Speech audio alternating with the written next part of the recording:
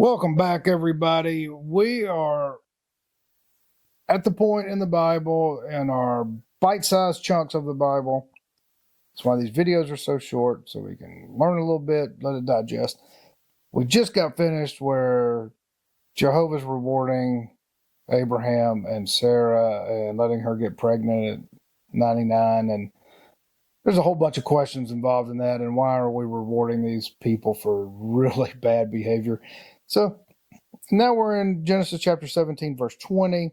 Jehovah is continuing to award Abraham and Sarah because they're sex slave masters. That's what they were, and strange. So he's rewarding them with 12 princes.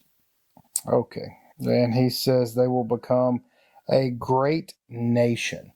So we're building a great nation on the foundation of turning your handmaidens into sex slaves, pimping out your wife to the Pharaoh.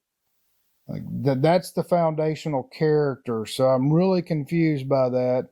Doesn't seem to be making a lot of spiritual sense.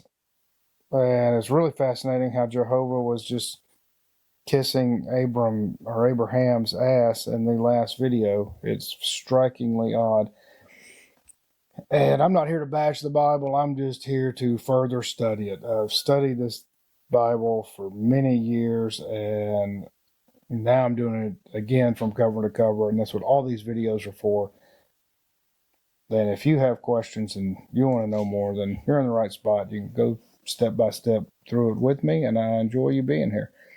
So God finishes speaking with Abraham, but this is the big grand notebook where my notes are. So God finishes speaking with Abraham, but before God stops, he says, I have a covenant with, the unborn son of Isaac. That's pretty interesting, because God can do whatever he wants. Jehovah can do whatever he wants to do. But how do you have a covenant or an agreement with somebody who is not yet alive? Is this person somewhere else? Are all of our souls in a other place it's fascinating. What is this alluding to? Don't know. Because it does tie into a lot of different religions other than this one in different ways. Reincarnation and certain spiritualist viewpoints that, we chose to come into this body. This is fascinating. So I don't know, it doesn't say. But then it goes on in verse 22 of chapter 17 in Genesis. God goes up. Just says God goes up, leaves Abram. How does he go up? Does he just raise a little bit and leave? Does he fly away? Does he walk up a mountain? What disappears? Like, what happens? Flies away? Nobody, it just leaves you with that. I find that fascinating because that means God's physically in front of him. They're having this physical conversation. But how does he just go up from him?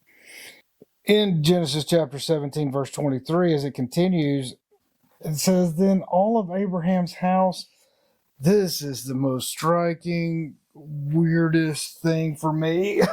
This almost freaks me out because this is a bloodbath. Like, this is a total sick bloodbath.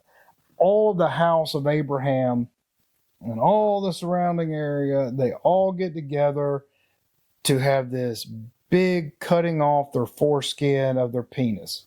Like, they all gather to cut off their foreskin as a sign of love and commitment to Jehovah. All of the males in the house or the clan do this. It's a lot of people. So you got a lot of guys standing around holding their junk and cutting off the foreskin as a sign of love and devotion and covenant with Jehovah. So that means there's blood, there's nastiness, and a bunch of naked men running around. Probably a lot of screaming. Does that just seem like a horrible, or current vision of a satanic ritual. Like, that just seems so damn odd to self mutilate, and everybody's doing it together in this bloodbath. I don't know.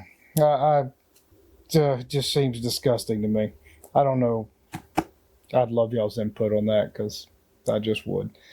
And if you would like to talk about subjects that help us better navigate the world, help us better navigate our inner spirit, to connect to our soul and to others in better ways, that we can pray and meditate and fellowship in just wonderful ways together and take care of Mother Earth and have free food.